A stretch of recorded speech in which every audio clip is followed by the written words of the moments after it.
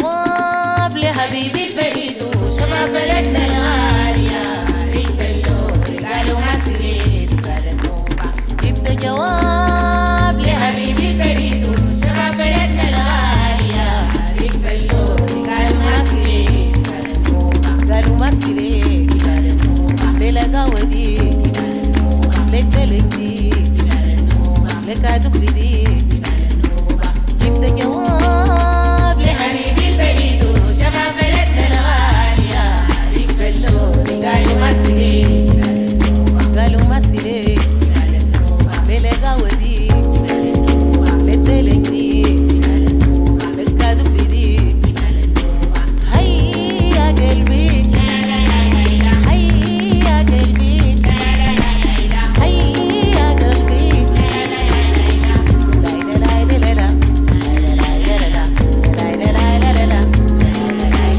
سافر مني سافر مني حبيبي سافر مني سافر مني زوري سافر مني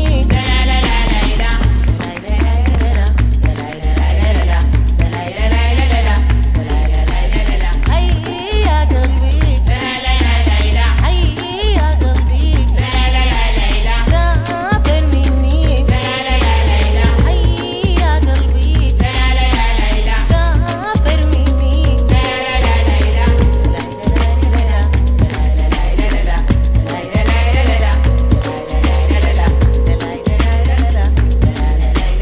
جبت جواب لحبيبي البريد وشباب بلدنا الغالية ريك بلوري قالوا مسلي قالوا مسلي قالوا مسلي قالوا مسلي جبت جواب لحبيبي البريد وشباب بلدنا الغالية ريك بلوري قالوا مسلي قالوا مسلي قالوا مسلي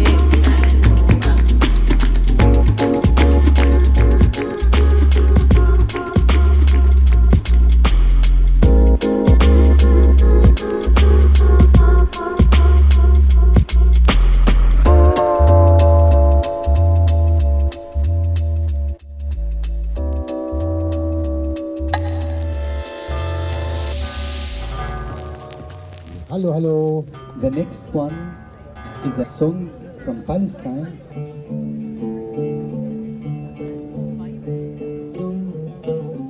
Welcome to Radio Against Repression. You're listening to 88.4.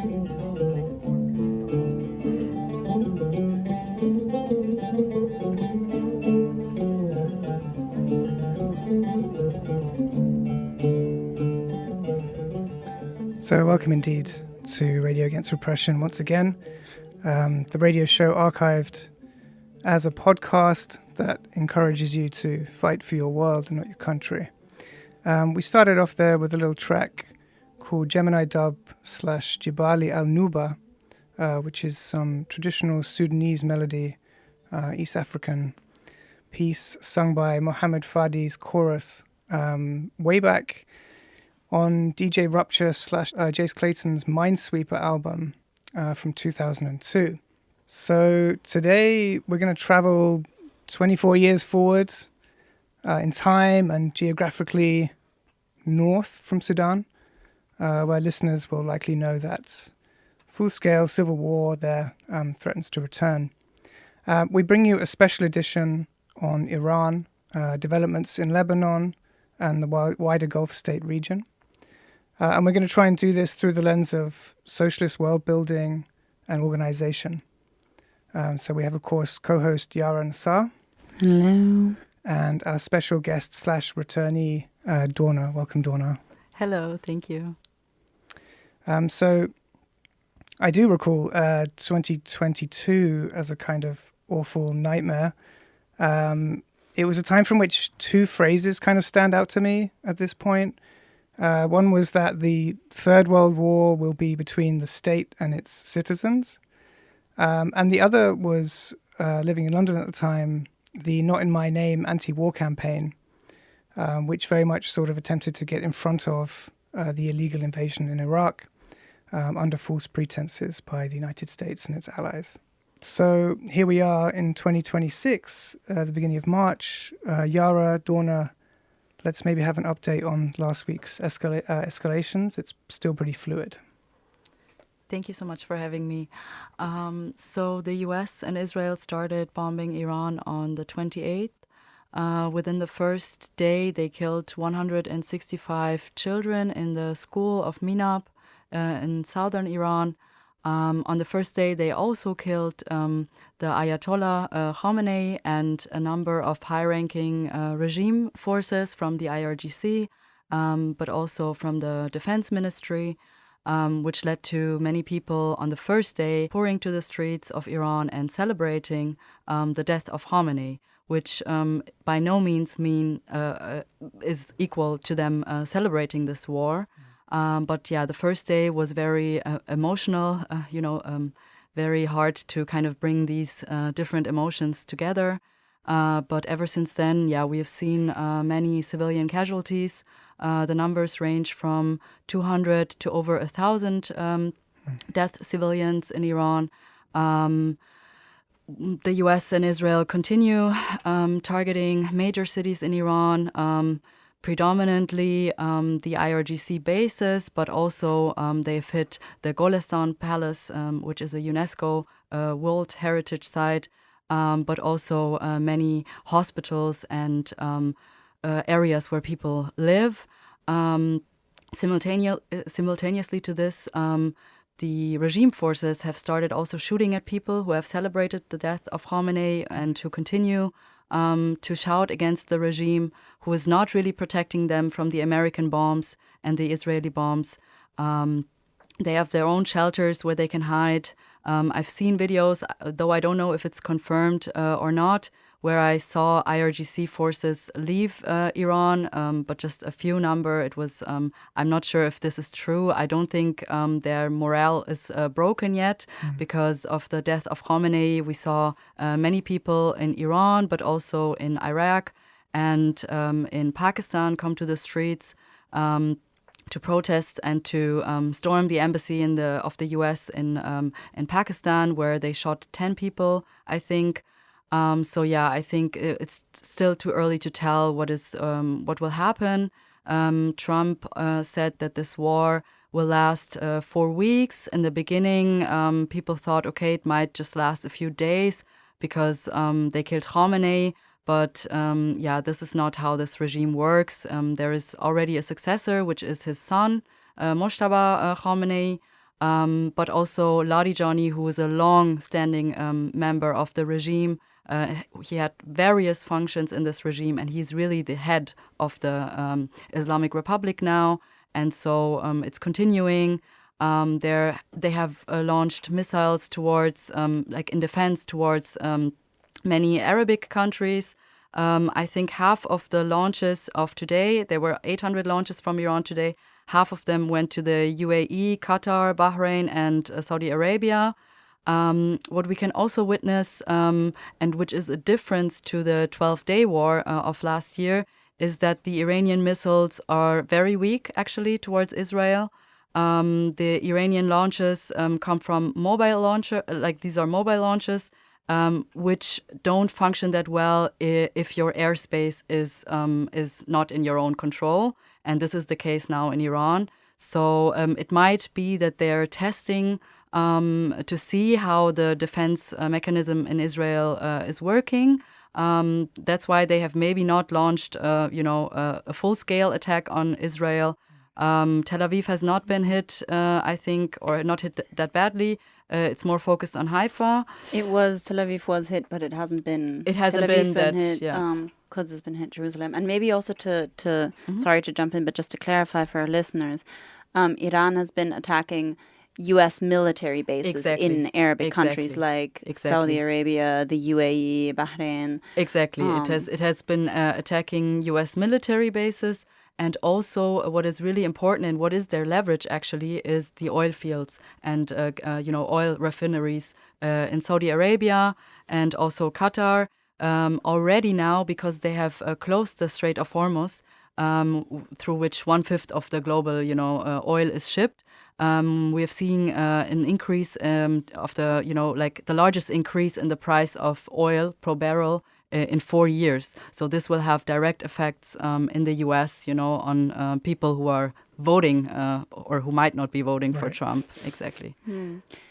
Maybe I want to ask you sort of what you think the goal and sort of the reasoning behind these attacks are, because they came, as you said, Saturday in the night from Friday on Saturday, on the 28th of February last weekend. And this was after Iran had been in long mediated by Oman conversations with the US about its nuclear program. And obviously we've had like more than 2 decades of fear-mongering around, Iran is like gonna have a nuclear bomb next week, and they've been telling us this since like at least 2003, and then there were these relatively positive, as far as I can understand them, talks about the negotiations about Iran's nuclear program, where I might also just add that nobody ever feels that we have to talk with the US or Israel about their nuclear program. It's always only very one-sided. Sure. I mean, but Iran will have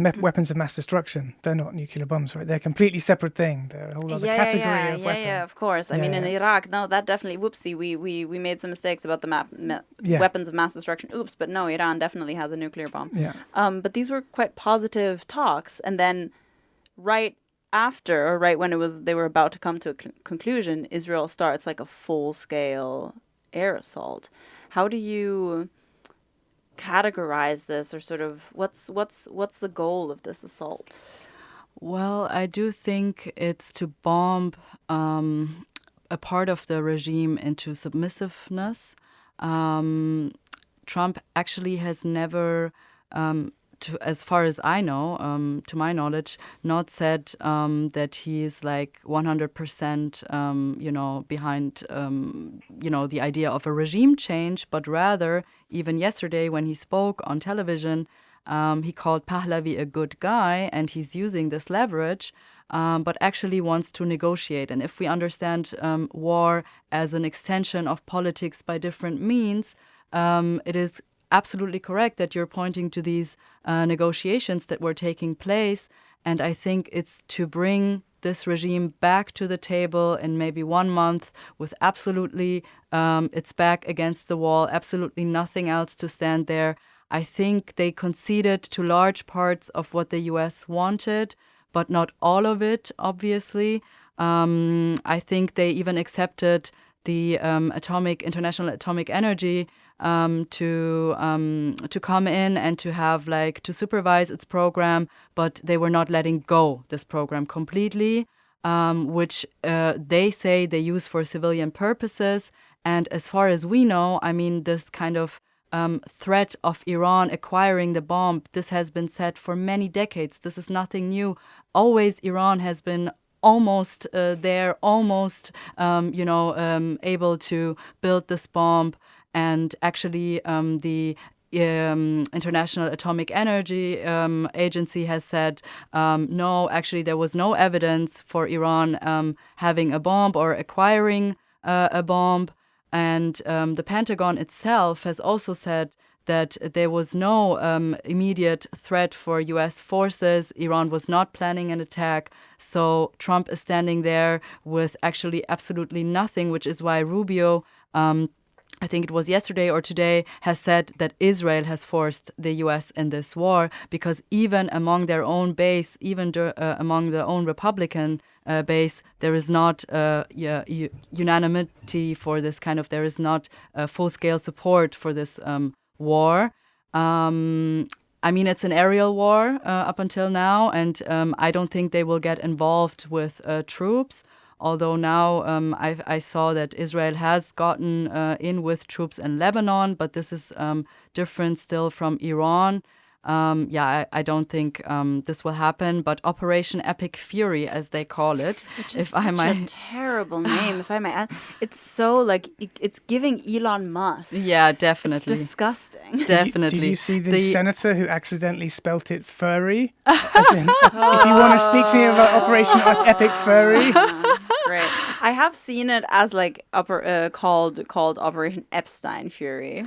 Oh yes, by that might be U.S. leftists. Yes, Yeah. that might be more like it because it's definitely distracting. But what the U.S. let me say very quickly, maybe what the U.S. has said. It's the official. What is the official aim or goal of this war? It's the destruction of the Iranian rockets and rocket production, their naval forces, and any relevant infrastructure which they might use for this war. I do think that part of the negotiations, and I mean this is official information, was that Iran was not to support its so-called axis of resistance, its allies in the region, and Iran was, I think, not ready for this condition that the U.S. And Israel wanted to impose on Iran, because you have to know there were, I think there are upcoming elections in Iraq. And Iran does play a huge role after the failure of the U.S. U.S.'s war on Iraq. There was definitely a vacuum for the U.S. For Iran to also step in. So Iraq is kind of partially torn between the U.S. Hegemony and also Iranian hegemony. And they obviously do not want to give this last bastion, of power up, because all their other allies are severely weakened, severely decimated. And but you can see already right now that Hezbollah has agreed to be part of, has kind of entered the war and is fighting on the side of Iran. Yeah, we'll talk about Lebanon in a minute, where obviously I have family, and we're gonna get to that. But maybe before we do that, jump of a couple.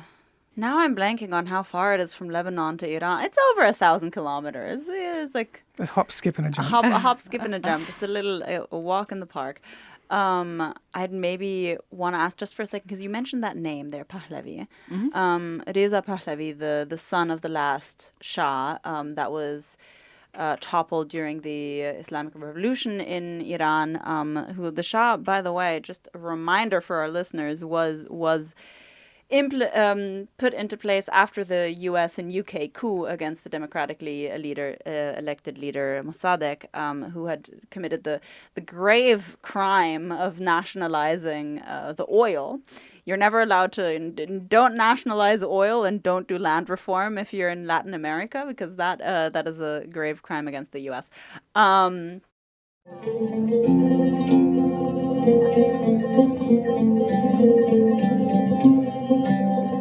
So this is the bit where we shamelessly ask you for your support. If you think this content is important and you'd like the podcast to get its wings, consider supporting us on patreon.com/Radio Against Repression. Even a €2 donation helps to keep the lights on. But signing up for a free membership and a 5-star rating would be so appreciated. There is no paywall, and there never will be.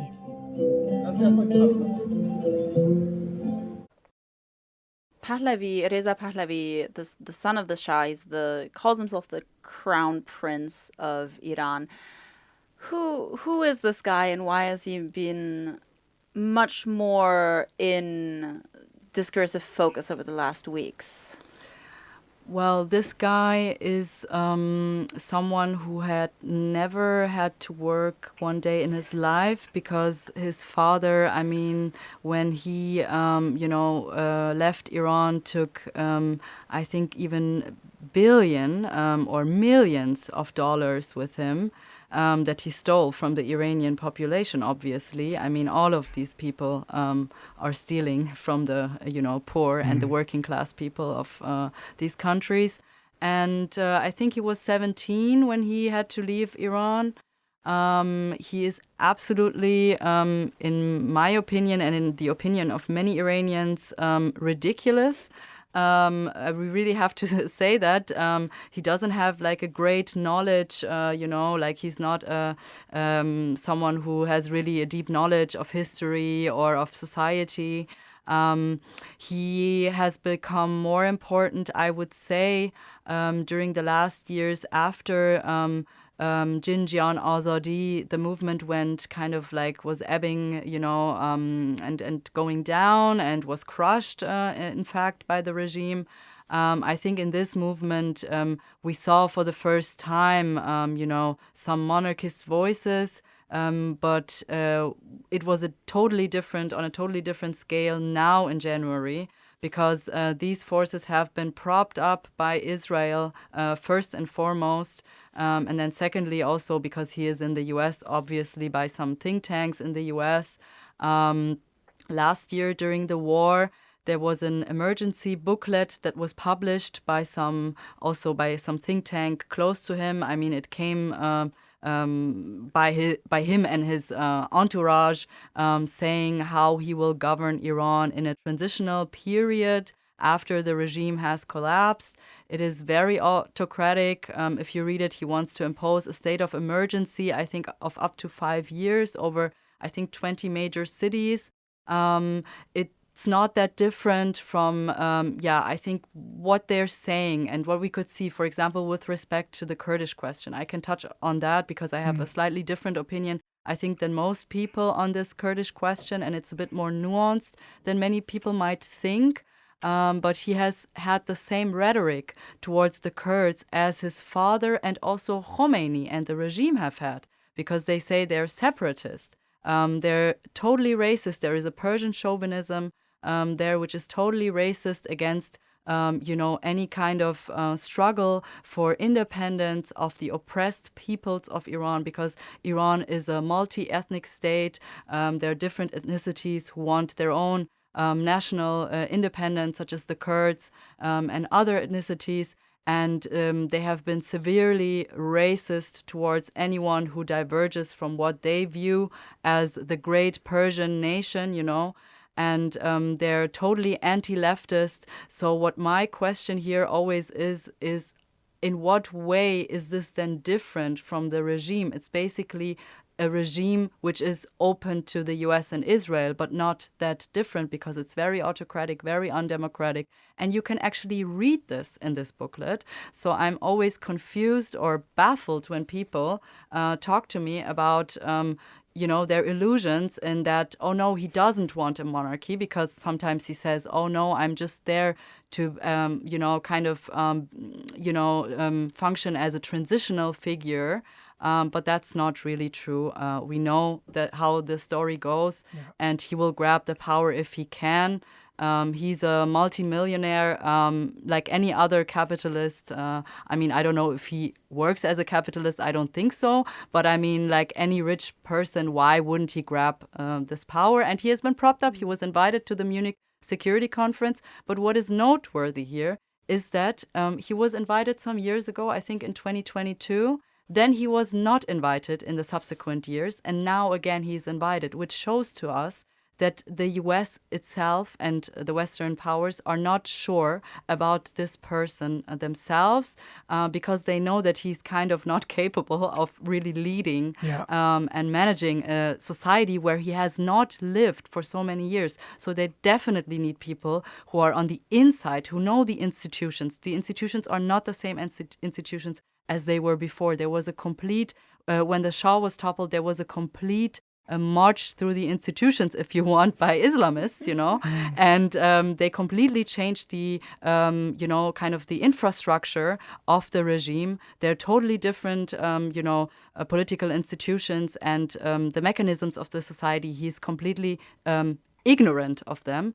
If you are looking, he's always addressing people from the regime, and is just like Trump, promising them some kind of amnesty if they change, if they switch sides. And de facto, what we can see abroad, many people, or some people from the circles of the regime, some people who are even from the IRGC have switched sides, have come to abroad and have joined his closer circle, or some actors or actresses who have been kind of regime propagandists, they have switched sides, which shows us just how easily, they can switch from, the Islamic regime to the monarchy, which actually shows that it's the same essence, but with a different clothing. So please don't fall for it. Wow. Amazing analysis. Thank you. Thank you.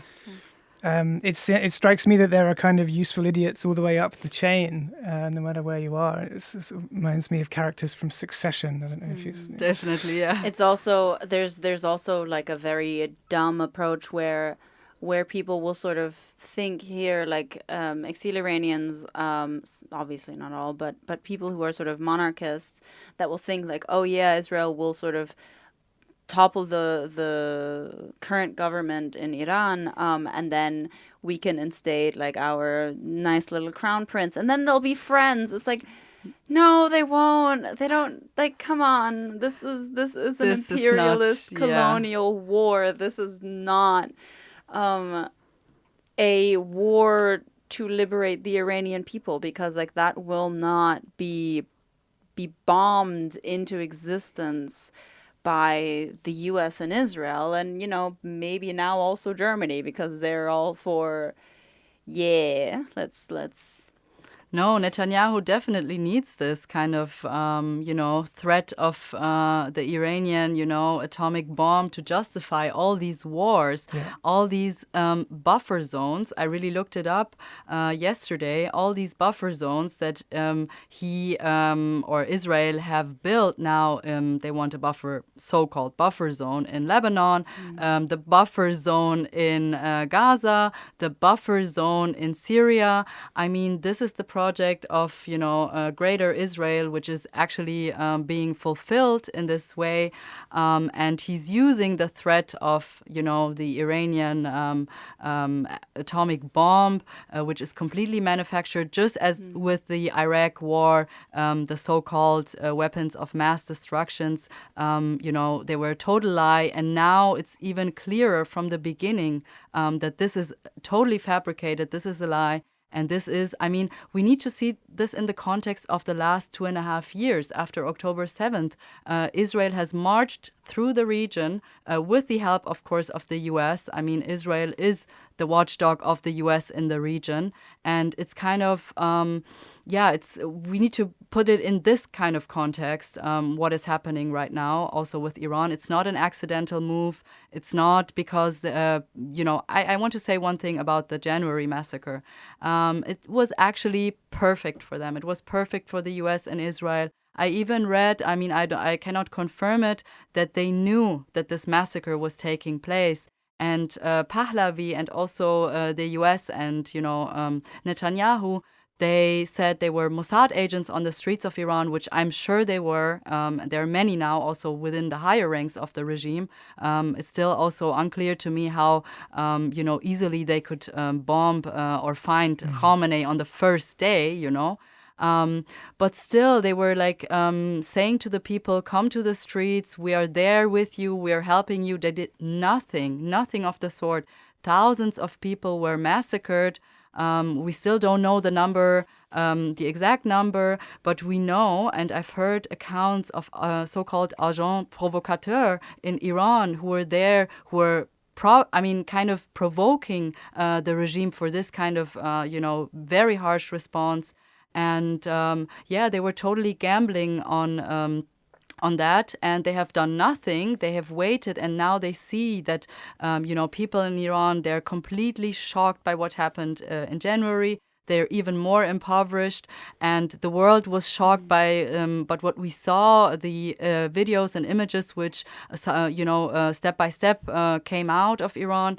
And now it's the perfect moment to strike and to have this kind of humanitarian interventionist, and I think position. it's so telling with now you will see like Western leftists be like, it's good that they're bombing the regime because like they just murdered the reports are of the January massacres. The reports are of like up to 40,000 people that were killed in Iran for protesting against the government. Like we don't exactly know, but it's insane that is so many people.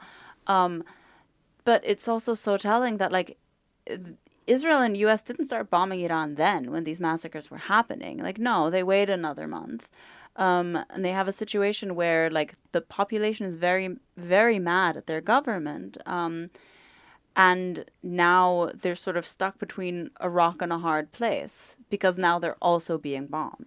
Yeah, I mean, I think if you don't want people to form a new government that's actually from the people to take over the vacuum of power that you've created by killing them, then you let them be murdered but first. There's right? not a vacuum of power right now. And no, like, not yet. It's not... No. Oh, why don't you just overthrow your government? It's hard. Overthrowing the government is kind of hard, you know? Well, I have to say something about that because, first of all, maybe to take a step back, I mean, the sanctions actually essentially before the bombs were hitting Iran, the sanctions were for many years hitting the Iranian population first and foremost because the so-called hardliners, the IRGC, were even benefiting from the situation. So these sanctions, the war last year, they have immensely impoverished the masses of the people, like even the middle class, which, up till a couple of years ago was okay, in an okay situation, but their position has eroded. And after Trump, went out of this, nuclear deal with Iran in 2018, I think ever since then, it's no coincidence that we are seeing all these mass uprisings in Iran. I think there is a relationship there, and we cannot deny, the power of empire to influence these situations in this kind of way. But of course, we shouldn't deny the agency of the Iranian masses who have for many decades and for many years been under the boot of both the imperialist forces but also their own regime. I mean, we're seeing this now where IRGC are shooting at people who are celebrating. They have imposed curfews. They have imposed on the streets when people want to go somewhere. They're kind of stops where they're randomly shooting at people. They have shot the Kurdish areas because and maybe on the question of the Kurds, if I can say something about that, it's quite interesting because this news came out today. I saw it yesterday on Instagram, but you shouldn't trust everything that you see on Instagram. But today CNN also reported on this, and we have yet to wait for the Kurds, this new Kurdish coalition, which was formed between, predominantly right-wing, very nationalist forces, which is, and I want to say here, Kurdish nationalism is something very different than Persian nationalism, but still very right-wing forces mixed with more, moderate left-wing maybe force, one could say, PEJAK. But all of them are pro-Israel, actually. And today I saw reports of talks between the CIA or the US and a Kurdish party, which is part of this coalition. And the Kurds themselves have not yet, not that I know, I mean, maybe during the day I was working, but not yet replied. But I don't think it's unrealistic to say that the Kurds will accept weapons from the US and will fight the regime because they're under heavy bombardment, actually, from the regime itself and also on the other side from the US and Israel, which have not, by the way, they could have intercepted the bombs that the regime was throwing at them, and they didn't. And they have always been the most oppressed, region, one of the poorest regions. I mean, Baluchistan is even worse, I would say, but in many respects, deeply oppressed for so many decades under the Shah, under this regime.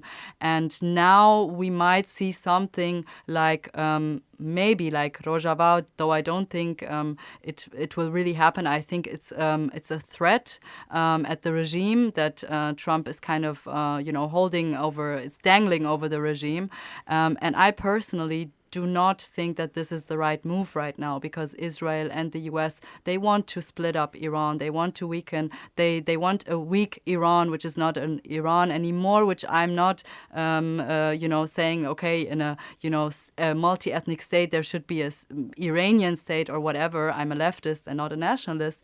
But I do think that now this strategy, if it's not used to stop the war, they could accept the weapons. I didn't have a problem when in Rojava, I mean, who am I to say this? If when the Kurds were overrun by by ISIS troops, accepted weapons, but it depends really on whether or not you're then kind of, subsuming your political strategy under that of the US. And I mean, in Rojava, there were US military bases and so on. So you are then becoming a tool of the empire, and they were dropped more than once. They were, kind of, now we could see, just in January, I mean, simultaneously to what was happening in Iran, in Rojava fall. And I mean, the US and Israel were completely in on this.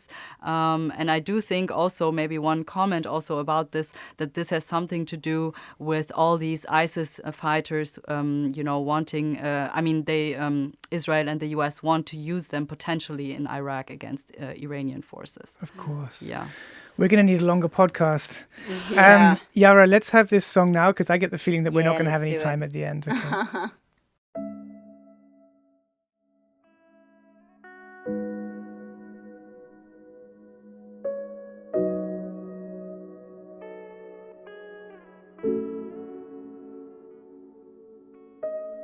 برای توی کوچه رقصیدن، برای ترسیدن به وقت بوسیدن، برای خواهرم، خواهرت، خواهرامون، برای تغییر مغزها که پوسیدن، برای شرمندگی، برای بیپولی، برای حسرت یک زندگی معمولی، برای کودک زباله‌گرد و آرزوهاش، برای این اقتصاد دستوری، برای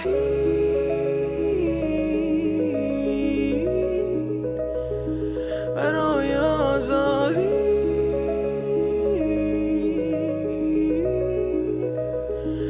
برای آزادی.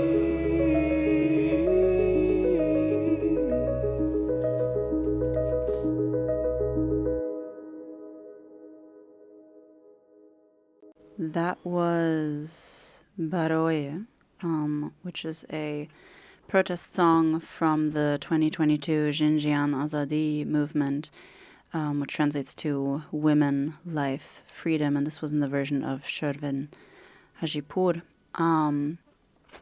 A very beautiful song that, I remember hearing a lot around 2022 and those times. And Yeah, thank you for bringing that. Yes. Yeah, and now we're gonna go to what we'd like sort of skirted already, which is Lebanon. And as you said, sort of there's no real possibility for, they're not going to do ground troops in Iran. But Israel is doing ground troops in Lebanon. So for everyone who's been blissfully living under a rock,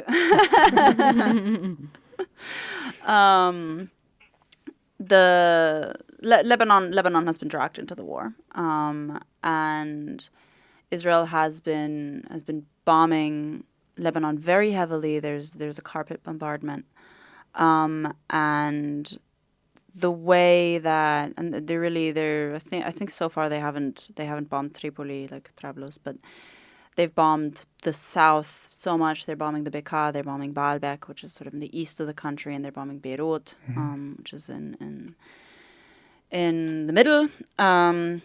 And yeah, there's about 50 people dead. The war, like the full scale attack on Lebanon, started Sunday night, so 2 days after it started on Iran. There's 65,000 people that have been registered as displaced in displacement shelters, and that's a far understatement of like the actual number of displaced people, because most people won't be going to a shelter. Most people will be going to like friends and family, or sheltering in place. Like my parts of my family that live in the south of Lebanon are sheltering in place because there's also like not really anywhere for them to go. And we're seeing such an obvious kind of Gaza playbook being done in Lebanon, and that's not even a very, like a hyperbole of me, because multiple times Israeli ministers have said, like, oh, we'll turn Beirut into Gaza City. And what I mean by the Gaza playbook is, as you said, Donna, this like puffer zone. So Israel is now repeating their ground invasion of Lebanon and saying that they're creating they call it a forward defense operation, which like preemptive. Yeah, exactly. Legalese. Forward defense. I love it. The best offense is the best defense is a good offense, or whatever the fuck it is. It's an invasion. And they're claiming they're creating a puffer zone the same way that in Gaza they have the so-called yellow line where like I think it's about a third of Gaza is now a puffer, like a high security puffer zone.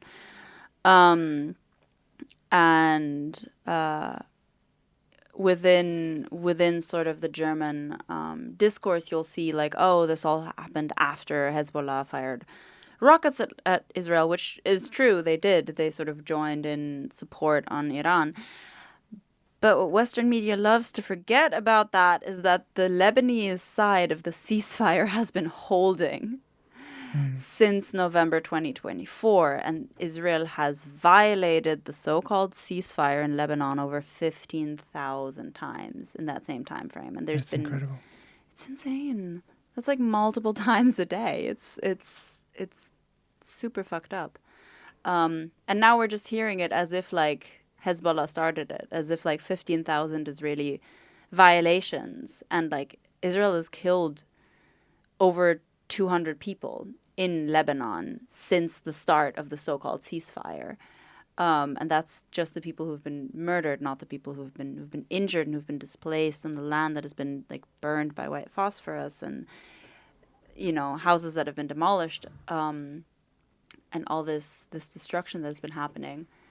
But it only counts if Israel is attacked. If there's a retaliation, then that's an aggression. Yeah, Israel's objective obviously is not just to get rid of Hezbollah, although we have to say that they, like the Iranian regime and others, have really posed an opposition to Israel's or the US's hegemony. But also to our viewers, I want to say that this is in no way about Hezbollah or the regime being Islamic or whatever, because Israel obviously has no problem with Saudi Arabia or the Gulf states. Sure. But this is really about any sort of resistance to their project for Greater Israel and to empire in this region.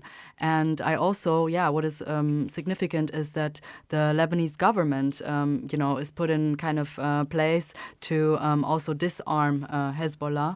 And I heard that there were, kind of checkpoints. They were also, I think, targeting Hezbollah people or kind of capturing them.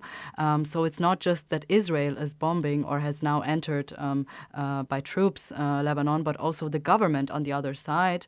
And I also heard that there was an attack on a hotel, not in an area that is under the control of Hezbollah. So obviously, as you say, Yara, this is about empire and about creating so-called buffer zones to expand. Yeah. It is a neo-colonial expansionist project of Greater Israel, and I might remind all of our listeners of in fall of 2024, which is when like the last full-scale war on Lebanon happened, was in I'm trying not to get emotional because I was in Lebanon then. Was in September 2024, and there very immediately after the bombing started of Lebanon by Israel, there was a piece in the Jerusalem Post, which is like a very right-wing Israeli newspaper that had it as a headline, "Is Lebanon part of Israel's promised land?" And that was then, there was international outcry, and that post was deleted, like that article. But that is the project. And if you go to Israel and you walk through like the Zionist areas, you will see, like in the Jewish quarter in Jerusalem, you will see Zionist maps of Greater Israel just everywhere. They're sold as tourist memorabilia, and that means this is a regime that aims to include not just all of the historic land of Palestine, but also Lebanon, Syria, the Sinai, and Jordan, and depending on like who you ask, up to parts of Iraq as well. Yeah, I mean, this is very much the master plan attitude of empire building, right? And I think what's also something that we have a unique opportunity to kind of maybe delve into is what it's like on the ground to be organizing around this, like rather than the big headline stuff, but what's going on, let's say on the streets or like in these socialist and other forms of organizing strategies. Because when you get something like, like a war, obviously there's a lot of unknowns. And people, when they're faced with the unknown, they tend to go towards the things that they do know or they believe. And so they also then form opinions which become very rigid very quickly, perhaps too quickly. And they can also sort of crumble and fall down. So I'm interested a little bit to think about this question that we kind of posed for this show. It's like, what are these strategies? What are the mechanisms? What do we see it happening on the ground? Should we start? Or? Yeah, go. So I've said, and this might be a little bit, controversial, but I do believe also in Iran that in this kind of situation, of course, if people are still, those people who are still working, because there are people who are still working, obviously not just doctors, but also others, because, the production needs to kind of continue, because the war needs to continue. And we saw this, this is kind of an imperfect comparison to World War I, where soldiers were also, and also workers, were going on strike and refusing to continue. And obviously this first and foremost needs to happen here in the West, in the kind of the countries who are actually now bombing Iran into submission, but also for the workers in Iran, if they can, they should always, we as socialists should always use any opportunity that we have to get power in a factory, in a district, in a city, wherever we can. And so I do believe that this kind of, nationalism anywhere is problematic. Of course, the people in Iran are facing two enemies. It's first and foremost now the bombs which are falling, but also the regime. And I do believe that now the first task of leftists in Iran is, of course, to firmly oppose this war and dismantle any kind of illusion that people might have because they killed Khamenei on the first day, that Israel and the US are our friends. Absolutely fucking not. Really, this is the first task. They should really demand of the government as well to stop the war, to kind of engage in negotiations or whatever, stop it immediately and try to use any weakness that they can find. And this is why I said this might be controversial maybe in the Palestinian movement if many people hear me say this, but they should of course use any moment that they can get, any opportunity to get power, even if that means weakening the regime which is now fighting against Israel and so on, because I do believe that the workers can best themselves organize, any kind of anti-war front. And of course, any kind of worker state in Iran would need to fight Zionism and would also, of course, need to, in their own interest, send weapons to, the resistance in Palestine, if you want, to put it this way. Of course, it doesn't matter if the leadership of the resistance is in hands of, Islamic or non-Islamic forces, but I do believe that the workers are really must come to the forefront and must, of course, organize a defense of their own country. And it's also telling that the regime in these situations, now and also in the 12-day war, the U.S. has not entered, or Israel have not entered Iran. But it's also noteworthy that the regime is hiding in, bunkers and not giving any sort of weapons or anything to the people to defend themselves in the case should there be an invasion. And this already shows, I am really for arming people and so they can defend themselves. And of course, if they can get, control over, bombs or whatever, they should absolutely defend their country. I do believe that what Iran is doing is self-defense, of course, against Israel and the US, but I do believe that we need to end this war very quickly because it's not good for civilians. And I don't know if it's in the regime's interest because they're backed up against the wall. Many factions of this regime don't think that they will, that the US will give them any sort of amnesty, that they could be in a sort of new government, because their interests directly, their capitalist interests directly clash with those imperialist interests of the U.S. And to add on to that, I think like right now we are pretty far away from an actual ground invasion in Iran, although there's sort of people are already talking about it in the U.S. and the different empires, and Germany also talking about just to be clear for our audience in Germany, this affects you too. The Rammstein, the airbase, not the pop group, not them. Just welcomed several Israeli military planes that were kicked out of Spain because Spain is the only country in Europe to very principally oppose the war and said we will not be allowing the U.S. to use our military base to support this attack on Iran. And Germany was like, "Hey, you can come here." And to bring it back to people organizing, so Lebanon has a very strong practice of mutual aid. Actually, there's a lot of amazing mutual aid projects in Lebanon. I mean, understanding Lebanon is its own other thing, but the state is basically not. It's a very weak state. In many cases, you can sort of say that the state is non-existent and the people kind of organize it by themselves. And obviously, it's also still a capitalist mode of production.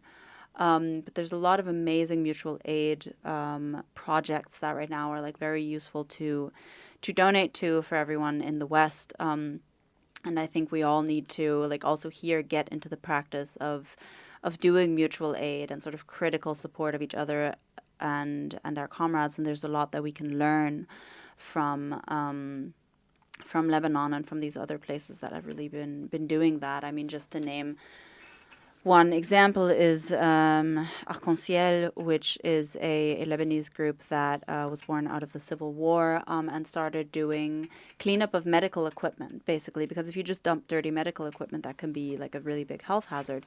And that's what they started doing, and that and mutual aid. And then they've grown over the last 30 plus years into a very strong sort of social force. And I know that even now they're doing sort of social support. And they're amazing. But if you're not in Iran and you're not in Lebanon, what do we do here? Well, I think it's kind of obvious, although not to all, unfortunately. But of course, I mean, we must build a broad anti-imperialist, anti-militarist front. Everyone should be there. I think tomorrow there is a, countrywide strike of the students against the forced conscription that they want to, impose on young people to drag them into war. I think we need to go there. We need to organize ourselves against this militarization. The bombs which are now produced in Germany instead of other things are dropped on our families in Iran, in Lebanon, in Gaza. So, definitely our task here is to oppose this war. It is not just against international law, which for me as a Marxist, I don't give a damn about that. And it has really shown in the last few years how much it's worth. It's worth literally nothing. But okay, we should use this when we talk about this war as well, just as with the genocide in Gaza, and really explain to people what is going on, and at the same time not be as stupid as to rally behind the regime. I say this specifically, first of all, because it's wrong, because it's out of a principle. I think it's just wrong to stand behind the regime, which is totally opposed to any workers' interests, but also tactically it is stupid because Germany is a deeply racist society, very anti-Muslim racist, peoples, and when they see you rally behind this kind of regime, I mean, even the more red lips, the even more leftist ones will not come to you. And I think we absolutely should not do this, while at the same time stressing to those people, we shouldn't be opportunists, stressing to those people that it doesn't matter what kind of a regime it is. The US and Israel will not bring democracy to Iran. We should stand against our own ruling class. The enemy is at home, and we really need to bring together these. I mean, there were strikes just now. We all, experienced it from the public transportation and also in other areas. We need to go to these strikes by the trade unions and also raise this question of war. A friend of mine in the south of Germany told me that there was a strike just happening against the social cuts, but nobody was raising this anti-militarism and the connection to war. That is really something that we have to focus on. I've made that experience as well within the arts and culture scene, that there's talk about the budget cuts, and then, I put my hand up and I'm like, it's not that there's no money for arts and culture. It is that the government has decided that this money should go to war instead. Yeah. And people do not make these connections, and we have to force these connections because that is what the connection is. Need to make any possible pressure to immediately sort of expel any U.S. military, any support for the U.S. or for the Israeli military or government. Just Definitely. I think our producer also agrees. It would be a shame to stop this conversation here. So if you guys have time, we can go over. So should we just do another sort of 10 minutes? Because I think in terms of how we locate some of these things that you're talking about back in the Berlin art scene, right, which is kind of where this whole project emerged from. And it's still, I think, located in that place, so long as that we recognize that culture plays this integral role. So what we have as well is a small text from the working group Art Workers Solidarity, which I think may seem like a kind of crazy segue, but I think if people are listening... Radio Against Repression is running overtime. This is only the second time we've done it. Woo, we have a lot to say. Yeah, remind me to make sure I hit the button again. So if you're listening live rather than the podcast later, there's probably going to be a little bump where there's a gap. And I don't know if there's a jingle. Once I listened at home and there was a crazy jingle in between. Anyway, so we're going to keep going because there's no way I'm going to finish this in the next 2 minutes. And you guys, everyone has so much to contribute.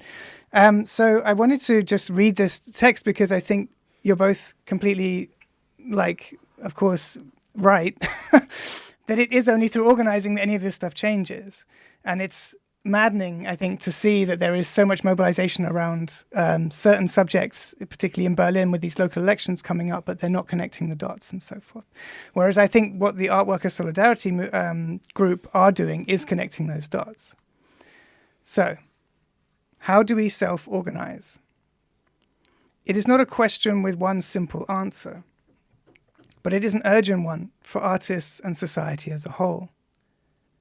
This question is particularly pertinent for artists, as we have long been detached from most workers' movements and political struggles by a suffocating art market that thrives on individualism, self-branding, and constant availability. This market keeps us fragmented and often pits us against each other for resources and visibility. Most artists are freelancers. We lack steady wages, labor protections, and union representation. In Germany, our livelihoods depend on state funding or institutional validation, both of which are becoming increasingly precarious and contentious. Political speech, especially expressions of solidarity with Palestine, are increasingly being monitored and punished, which puts artists at risk professionally, legally, and personally. The AG Art Worker Solidarity Group was formed within the BBK Berlin, the Berlin Visual Arts Association, in response to the censorship and silencing of visual artists in Berlin who express solidarity with Palestine. The group also emerged in reaction to the precarious situation faced by artists due to funding cuts and deportation attempts, issues which have been exacerbated by the rise of right-wing extremism in Germany.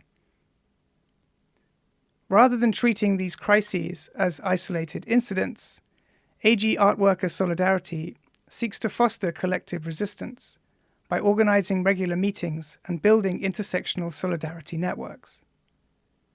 Against the backdrop of Berlin and Germany, we are witnessing a political shift to the right in a country that continues to supply weapons to Israel as it wages its genocidal war in Gaza and across the Middle East. This political climate is characterized by deep cuts to public funding systems on which many artists depend, alongside increasing censorship and repression, including within the arts. This repression is often accompanied by rhetoric around so-called imported anti-Semitism, a racist framework used to delegitimize criticism and dissent across all sectors of society. We must acknowledge that our vulnerability to this repression varies. Some of us may not experience it firsthand. Others witness friends and colleagues being targeted. Others are affected personally. The consequences are real and severe. People lose their jobs, their voices are silenced, and the emotional toll becomes overwhelming. Some artists choose to leave the country altogether, while others face deportation threats. During the event, we did not reanalyze these issues, but asked, how can we organize ourselves in this context and bring our struggles together? How can we consider our rights as artists and freelancers alongside anti-racist struggles against genocidal acts? Knotting Unruly Ties was an exhibition, web series and workshop project exploring property. Not what it is, but what it does to our bodies, relationships, and the spaces we inhabit. It also explores how we can strategically make ourselves unavailable to a system that demands constant availability and self-exploitation.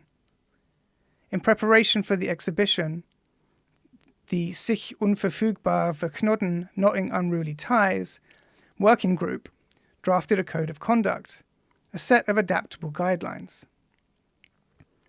Without intellectualizing suffering or instrumentalizing the extermination of Palestinians in Gaza or abstracting the Palestinian struggle, we invite everyone to reflect on the language we use to express collective despair and grief, as well as the conditions of subtle and overt structural violence. Our collective work is part of a long lineage of cultural and political resistance, from artists refusing to serve fascist regimes to unionizing cultural workers, demanding equity, and diasporic artists reclaiming and defending their histories. As artists, art workers, and members of the wider culture and arts community, it is our collective responsibility to take a clear stance against genocide and apartheid. And that was one short section from their first publication, which is One Unionizing. Where can people find that? So this is, I would say, a text that exists primarily as a zine, but is possibly also available online. We'll put it in the show notes. We'll put it in the show notes, along with the link to the music that I played at the very top, which has all been shared. Yeah, thank you. Thank you for that. I think it's really important that we here engage in... We're still at the step where we need to engage in political education so much for people here, and politicizing of our environment. And we need to take sort of a principled kind of anti-imperialist and anti-oppression stance without flattening everything to like, oh, Israel bad, Iran bad. They're equal, because they're really not. They're really not. And maybe I can add just to this, because we talk about organizing, right? And about where to organize. And I just want to say that I saw a statement made today by the left party leader, Jan Aken, I think, or he made it yesterday, where he kind of said that Germany had to continue in diplomatic ways to kind of, subjugate Iran. But, I mean, he didn't call it that way, but, and not with, with war, with bombs. So I think one really big problem here in Germany has been also in the question of Palestine, the pro-imperialism or kind of soft on imperialism stance of the left party in Germany, which is a reformist party, which is, kind of wants to, increase healthcare and so on, and money for retired people, etc., but all within the realm of capitalism, right? And I mean, they call themselves, or there are wings of the party which are definitely who are socialists and who are working within this party because they, gained a lot of new members. And I don't necessarily think that it's false to go where people are organizing and try to radicalize them, but we definitely need to build a socialist party in Germany, a mass socialist party. And I do believe that in these times where there is one crisis after another, people are really waiting and, searching for answers, where to organize, what to do. And I would definitely say, let's try to build a socialist party together, because without a party which is as, maybe centralized or not quite as, but as this very centralized, disciplined and highly armed state, we will not be able to overthrow it, to build a different kind of society. And I think with these crises, or with this deep capitalist crisis, which we are seeing ever since, I think, 2008, and it's become worse and worse and worse, we're actually really going towards a world war. Yeah, absolutely. And we're also being told by financial experts that we should be expecting a financial crisis of the state of 2008. And we didn't even get into the economic aspects of this war on Iran, because you touched on it really shortly, but the oil price has been exploding, and there's absolutely also an interpretation here that Iran wants to strike the West through an economic war that will be felt here. I mean, if you don't mind, but this statement, right, it comes from a working group that is still within the Arts Association, that it's also trying to make changes within. And I think the way in which the solidarity network that you might have been able to rely upon in terms of an anti-war movement or other issues on the traditional left-wing issues is so fractured by the situation with Israel's genocide in Gaza, that what you find is that it's actually a direct response to that institution for what it is. It's not working. It doesn't serve the needs of today. Mm-hmm. And yet, at the same time, what you see on the other side is that with this so-called board of peace, it's really just kind of gangsterism, right? So you see, either you walk away and you do your own thing, or really, ultimately, you just end up back with the gangster mob mentality. Exactly. But I do believe that it's just maybe one last sentence that really, exactly as you say, I mean, I stress the need for a socialist party, but of course, people should start where they are. I mean, where they work, where they live, housing and so on, to organize themselves also in kind of unions or join a union, do a mutual aid group, found a political education reading club. There's so many things to do. Thank you so much, Dorna, for coming in. Thank you so much, guys. Thank you for having me. This was Radio Against Repression, the monthly radio hour that you can also later find archived as a podcast. If you like our work, consider supporting it through Patreon or through our fundraiser. We have a beautiful website now, and that unfortunately has some costs associated with it. Do we have any announcements? Announcements go support the student strike against militarism and the draft tomorrow. That's March 5th. And March 8th. March 5th, yes, and then March 8th, which is the feminist Day of Struggle, feministischer Kampftag. Sozialistischer. Come to that. I mean, my new book, How to Survive Secular Mysticism, is just going to print now as a test copy, so that should be out in next month, I think. Nice. If you wanna, this is a very weird one for me because my new play has been nominated for the Author Prize of the Heidelberger Stückemarkt. Yay! Yeah. Thank you. Self-advertisement. It's just a very weird one for me because it's about a queer couple in Lebanon, and it's about like love and resistance. And I wrote it in the summer of 2024, sort of right before the war started on Lebanon, and now there's another war on Lebanon. So that piece of cognitive dissonance is on April 25th in Heidelberg. If you speak German. Great. And are interested in theater, come by. Nice. Many I will people tell do. a friend. Yeah, a friend of mine lives there. I will tell him. Yay. Bring her. Nice. Okay, then we're going to play out with Nocturnal Emissions, Power of Love, aka Bring Power to Its Knees. Thank you. Thank Bye. you. Free Palestine. Free Palestine. Thank you. Free Jinjian Palestine. Free Iran.